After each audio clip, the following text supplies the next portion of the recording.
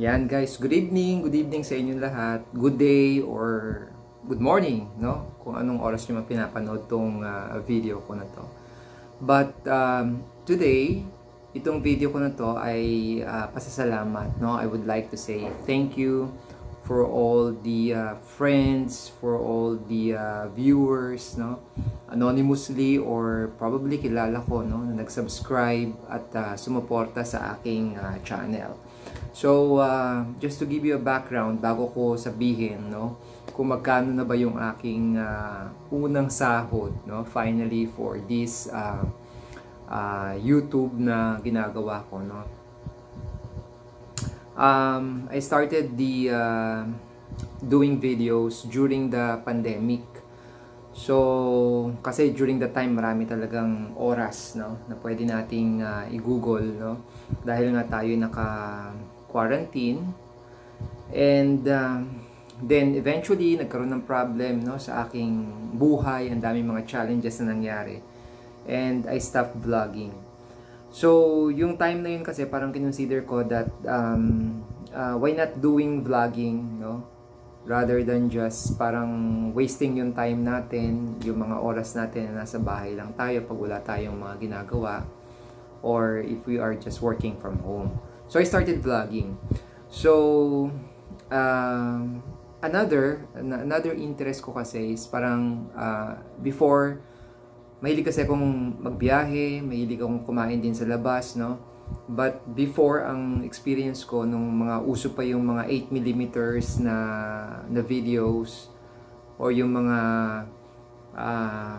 sinisidi or sinisave sa flash drive, no, eventually at the long run nasisira din siya. So I created this channel. It's also like my diary. So at least yun, parang it's just a passion, no, na i-upload ko yung mga videos ko. Of course, hindi man ako popular person, but at least may share ko lang din, no, sa community yung mga probably mga bagay na nakakatulong, no, makakatulong probably pag pinost ko. And yeah, that's what I'm doing now, no. So para din mababalikan ko pa yung mga memories ko, at least nandun na siya sa YouTube. So doon sa mga katulad ko, no, na mga maliliit na content creator, just make it a hobby and a habit at the same time, no, na i-upload lang natin yung mga magagandang bagay na tingin natin can be shared to everyone. So yun lang naman yung pinaka natin, yung pinaka purpose natin dito. Kaya if you will notice, yung mga vlogs ko is before may time pa ako mag-edit, but now it's just really a raw vlog. Basta kung saan ako pupunta, share ko lang sa inyo. Probably kasi ganun din naman ako, pag may mga gusto kong puntahan, sinesearch ko sa YouTube, no? Kung may gusto kong kainan, sinesearch ko sa YouTube, and it helps a lot. So I hope yung mga videos ko, although minsan kasi syempre meron din tayong main job, no, kaya yung mga description minsan hindi ko na nailalagay, no, but at least may share ko lang kung ano yung mga probably makatulong din sa iba. So yan, I'm thankful doon sa mga nagsasubscribe, and I hope you continue to subscribe and support my channel.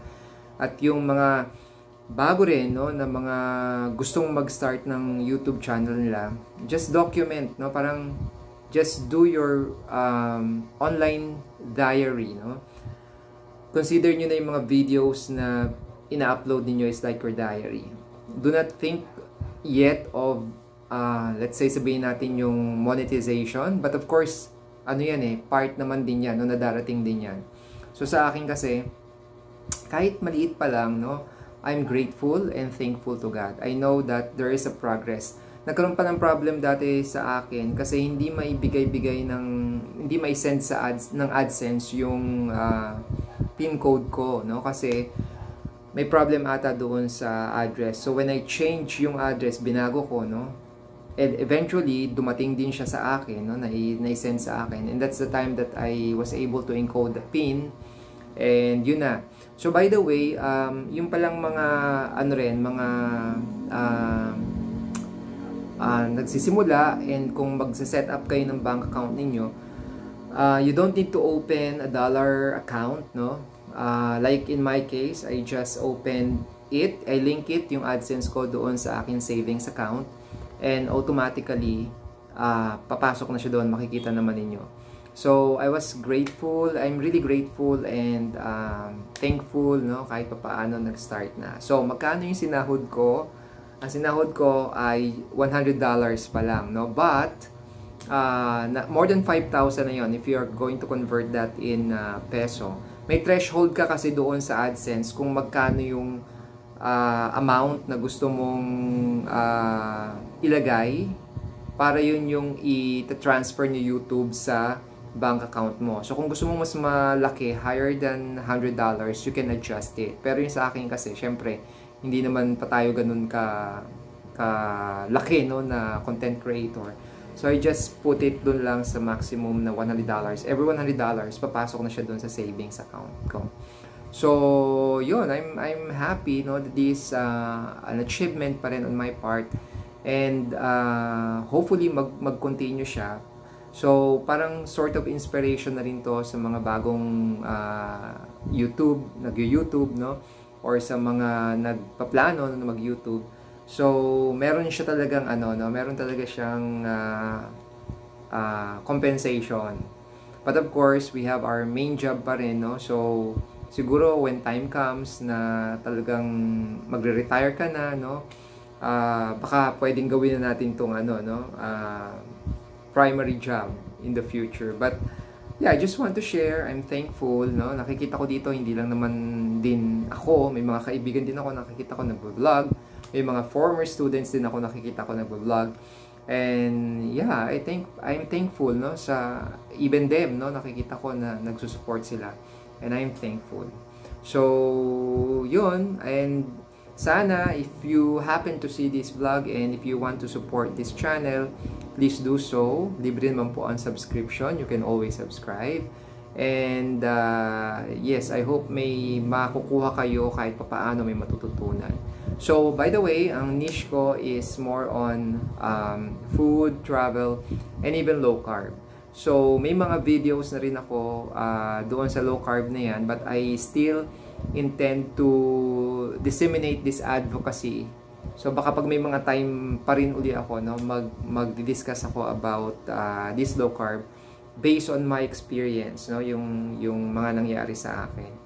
So, yeah, I won't make this vlog so long. I just want to share with you na merong sahod talaga sa YouTube. And looking forward na hopefully I can still get more subscribers and more views. And maraming salamat yung mga, lalo na yung mga organic subscriber, no? Thank you talaga for supporting this channel. And sana this will serve also as an inspiration for those who would want, no? Or who wish to do vlogging. And ganun lang, just have fun, just upload it, just make a documentation of everything that happens to your life, no? And let it grow. And basta ako thankful, no? Thankful, and sana mas lumago pa itong YouTube channel na to. So thank you sa inyong lahat. Right now I have around 2,800, no, subscribers. And hopefully, madagdagan pa to in the future. Maraming salamat. And I hope you're learning also, no, from the vlogs that I'm doing. So, yun lang guys. Just a sharing. God bless. Bye-bye.